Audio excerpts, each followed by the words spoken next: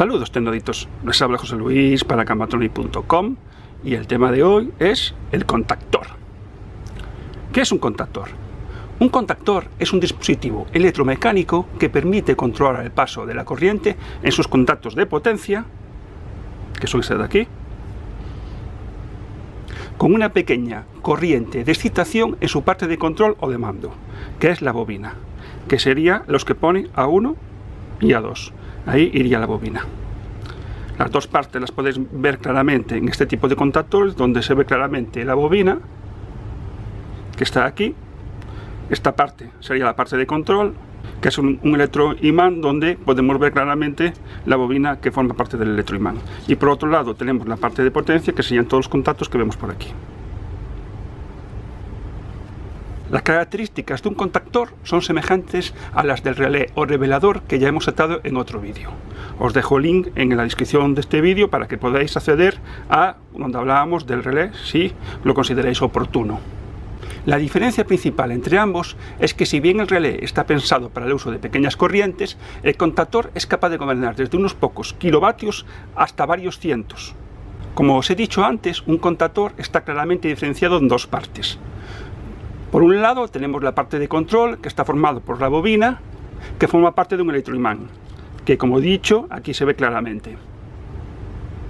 Esta bobina es la que nosotros le proporcionamos la tensión externa que hará funcionar el electroimán y atraerá a la parte de potencia, es decir, el electroimán atraerá a los contactos que harán que se cierren o se abren dependiendo el tipo de contacto que sea.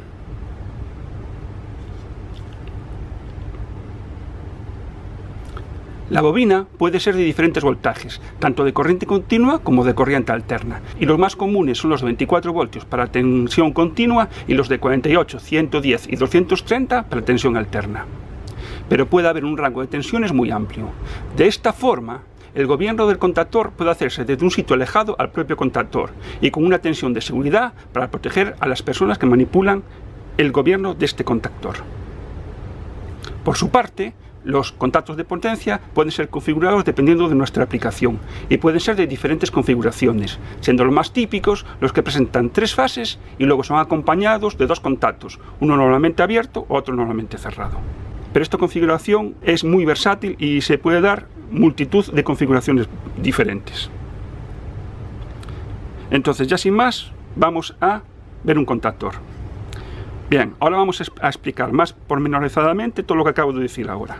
Aquí tenemos un contactor típico, un contactor actual de la marca Schneider, que es el antiguo Telemecanic, donde podemos ver que aquí nos indica claramente la tensión de alimentación. En este caso podemos ver que pone 48 voltios. Este que veis aquí pone 110, 50-60 Hz. Este pone 48, 50-60 Hz, es decir, son para corriente alterna. Y este que veis aquí son 230, 50-60 Hz. Aquí tenemos los más típicos junto con el de 24 voltios en continua, que es este que veis aquí. Si veis aquí, es muy difícil verlo, pero pone claramente 24 voltios. A ver si se centra la cámara para que sea... Ahí yo creo que lo veis. Veis que pone claramente 230, 50-60 Hz. Entonces, aunque estos son muy similares, cada uno tiene una tensión de bobina diferente. ¿Qué quiere decir esto? Que nosotros, para activar este contactor, debemos de darle esta tensión que nos indica aquí en la bobina. Entonces, fijaros en este contactor, veis que pone L1, L2, L3. Esto quiere decir que es un contactor que está pensado para cargas inductivas y aquí irían las tres fases. Aunque no lo indica, por supuesto, sería normalmente abierto, es decir, el contactor en reposo entre L1 y L2, perdón, entre L1 y T1, entre L2 y T2 y entre L3 y T3 no habría continuidad. Tiene que estar activada la bobina para que los contactos cambien de estado, se ponga normalmente cerrado y haya continuidad entre la entrada y la salida. Aquí también podemos ver claramente que indica A1 y A2. A1 y A2 es la bobina. Es decir, aquí es donde tenemos que aplicar la tensión que nos indicaba para activar el contactor. Y a mayores también podéis ver que tiene dos contactos, uno que pone NO y NC. Entonces, entre 13 y 14 es un contacto normalmente abierto. Es decir, cuando se activa el contactor pasaría a estar cerrado, y el contactor, y el contacto entre 21 y 22 es normalmente cerrado. Si lo miramos con un polímetro ahora en ohmios, nos daría continuidad. Cuando el contactor se activa, pasa a ser normalmente abierto.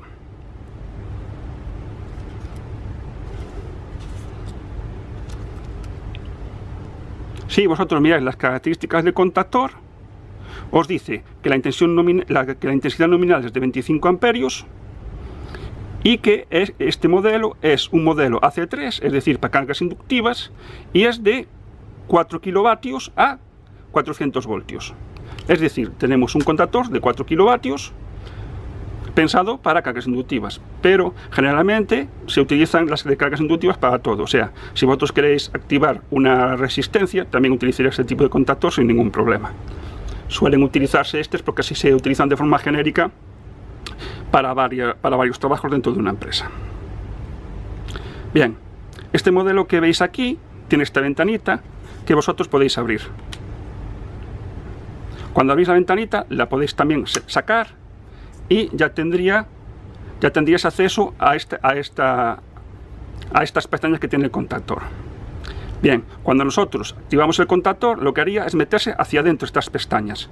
De esta forma nosotros también podemos ver fácilmente si el contactor está activado o desactivado. También os indica aquí los dos contactos que os decía antes. Bien, pero aparte de ser una visualización para saber si el contactor está activado o no, esta pestaña vale para más cosas. ¿Para qué cosas más vale? Pues en esta pestaña pueden añadirse complementos a mayores. ¿Qué complementos se pueden añadir? Por ejemplo, más contactos. Aquí veis un doble contacto también, un NO y un NC. Esto se engancharía así, hasta que hagáis clac, y una vez que esté metido, cuando nosotros activemos el contactor, se nos activará también el contacto que acabamos de meter. Fijaros, también le podemos dar aquí, se activaría el contactor igual. ¿Qué más podemos colocar? Luego, para quitarlo, os fijáis, tiene aquí una pestaña, la pulsáis y tiráis hacia arriba. Ya sale. ¿Qué más le podemos poner? Pues también le podemos poner, en vez de ser un doble contacto, un cuádruple contacto. En este caso son dos normalmente cerrados y dos normalmente cerrados. Estos contactos auxiliares los podéis coger de múltiples configuraciones. Los 4 normalmente abiertos, los 4 normalmente cerrados, 3 normalmente abiertos, 1 cerrado, 3 cerrados, 1 abierto. Hay multitud de posibilidades dependiendo la aplicación que le queráis dar. Otras posibilidades también es contactos temporizados. Exactamente el mismo funcionamiento que el bloque de contactos. Lo pondríais. Esta mayor tiene esta palanquita que os sirve para activarlo a mano. Y funcionaría de la misma forma. Este es un contacto on delay, eso quiere decir que cuando aquí vosotros seteáis un tiempo, por ejemplo, un segundo, después de que el contactor entró, fijaros cómo hace clic. Os lo voy a poner más cerca para que escuchéis. Bien, esto es un contacto neumático a la conexión, es decir, después de que el contactor entró, temporizaría el tiempo que tenéis seteado aquí y los contactos cambiarían. El que es normalmente cerrado pasaría a ser abierto y el que es abierto pasaría a ser cerrado. Como podéis ver, todos estos complementos se le conectan en la parte superior en estas pestañas que tiene el contactor. Están pensados para eso. Pero también en los lados suele tener una pestaña que puede llevar otro tipo de cosas. Antiguamente aquí se le ponían bloqueadores para que tuviéramos un inversor. Si está metido uno no entrará el otro, y se le podían también poner contactos auxiliares. Ahora prácticamente esto no se usa y siempre se usa la parte delantera. Pero en algunos modelos y en algunas casas aún siguen utilizando la opción de poner aquí, enclavarlos aquí al lado en estas pestañitas y irían puestos contra el contactor. Con lo cual aún le podríais añadir más contactos, normalmente cerrados, normalmente abiertos y demás. Depende de cada casa. Dependiendo de la casa tiene más opciones o menos opciones. ¿Qué más os puedo contar? Bien, otra cosa también importante es que recordéis que siempre los contactos que están aquí marcados, el NO y el NC, siempre os lo están poniendo con el contactor en reposo. Es decir, antes de darle tensión a la bobina. Es decir, cuando pone normalmente abierto y normalmente cerrado, siempre se refiere a estar en reposo. Y como podéis observar, después hay diferentes tipos. Aquí casi todos son de la misma marca, son de la marca Schneider, porque es una marca bastante fiable y de precio contenido, y todos son exactamente iguales. Esto lo único que cambia son los voltajes. Unos son de 24, de 48 y de 230 voltios.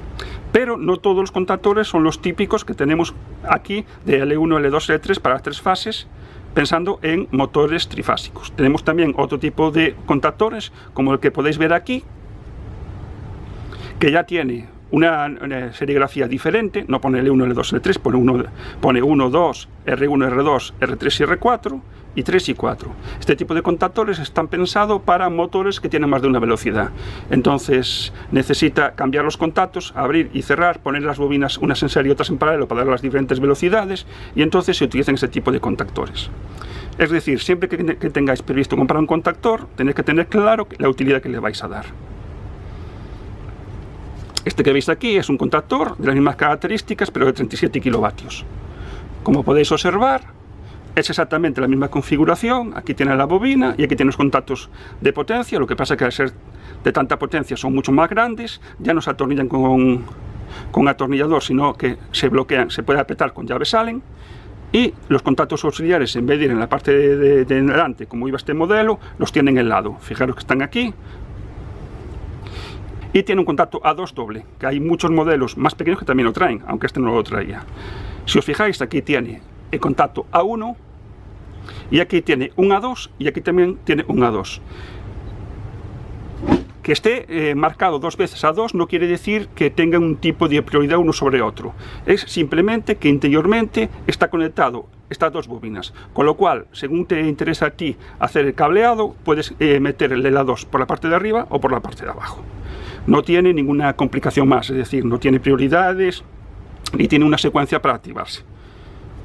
Nada, cero. Es la misma bobina, lo que pasa es que te dan una posibilidad de poder cablear desde arriba o desde abajo según te sea más fácil, pero no tiene ninguna otra complicación. Luego, los contactores todos llevan un sistema de anclaje.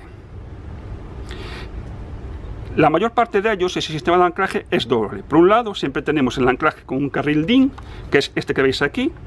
Se engancharía en el carril DIN y para quitarlo, lo que tendríais que hacer es tirar de esta pestaña y saldría. Espera que os lo voy a mostrar. Lo voy a hacer con el pequeño para que me cueste menos. Fijaros que el modelo más grande tiene una pestaña aquí y los modelos más pequeños no tienen pestaña. Tienen buenos muelles pero no tienen pestaña. Entonces, la forma de colocar, así va a ser más difícil, es presionas por la parte de arriba y lo metes. Aquí no voy a poder porque no me hace firme el rail, pero vamos, sería, lo metes, fijaros, aquí lleva los muelles, entonces lo apoyáis, le hacéis fuerza, y engancha. Ya está enganchado. Para quitarlo sería al revés, pulsáis hacia abajo y tiráis hacia arriba. Empujáis y hace clic y entra en el carril. Empujáis, giráis, dais un poco, tiráis hacia abajo un poco y ya sale. En cambio, los contactores que son más grandes como esto, la forma de meterlo es parecida. Tienes que engancharlo. Si está en firme, entraría, pero si no, lo ayudáis un poco y entra. La de contactor es similar. Lo que pasa es que como es mucho más grande, es mucho más complicado. Entonces le podéis, aquí se le ayuda un poco y entra. Fijaros cómo hizo clac y entró. De esa forma estaría totalmente amarrado. Entonces, para quitarlo, tiráis de la pestaña y ya sale. Aquí es un poco más complicado porque esto ya pesa bastante y recordar que en un cuadro estaría así. Entonces es mucho más fácil quitarlo. Pero para que vos hagáis una idea de cómo se ponen en el carril DIN. Pero también, si os fijáis, muchas veces, como los conectores empiezan a tener un peso, se pueden enganchar de otras formas. En concreto este, aparte de poder engancharlo en el carril DIN, también le podemos poner un tornillo aquí y 2 aquí.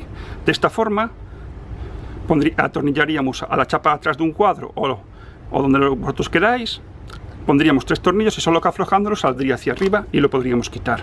Es la forma de sujetar los contactores, si bien en un cuadro o en una pared si queréis. En cambio, los pequeños solo tienen 2. Aparte, si no lo queremos poner en el carril que os acabo de comentar ahora, en el unificado, tendríais que poner 2 tornillos, uno en la parte de aquí y otro aquí. Y también podríamos fijarlo así. Y por último, Os voy a hablar ahora de un tipo de contactor que es el contactor con inversor. Muchas veces lo que necesitamos, sobre todo en maquinaria, es tener motores que hagan inversión de giro, es decir, que genen hacia un lado y luego hacia otro. Por ejemplo, un puente grúa. Traslación de puente, traslación de carro, subir y bajar, todos son inversiones, es decir, el motor gira en una dirección y cuando pulsamos la dirección contraria, cambia de sentido. Entonces, en vez de tener que cablear todos el contactor, ya hay algunos contactores que nos los venden con inversión. Si os fijáis, son dos contactores juntos y ya tienen las chapitas hechas aquí. Entonces, aquí lo que tendríamos solo que teníamos que meter las 3 fases de entrada, sacar las 3 fases para el motor y cablear los 2 contactores. Lo que son todos los puentes de la inversión de giro, todo eso, ya los hace automáticamente estos puentes que veis aquí.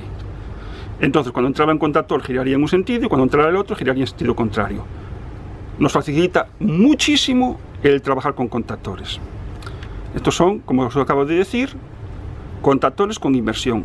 Son exactamente igual que un contactor normal, pero van 2 pegados. También tienen sus contactores normalmente abiertos, sus cerrados. Esto es un bloqueo para que no se pueda entrar, pero si lo quitáis, aquí podéis ver el contacto NO, el NC, la bobina, A1, A2, o sea, es exactamente igual que este, pero multiplicado por 2 y con estos puentes que hacen que se pueda permitir la inversión de giro.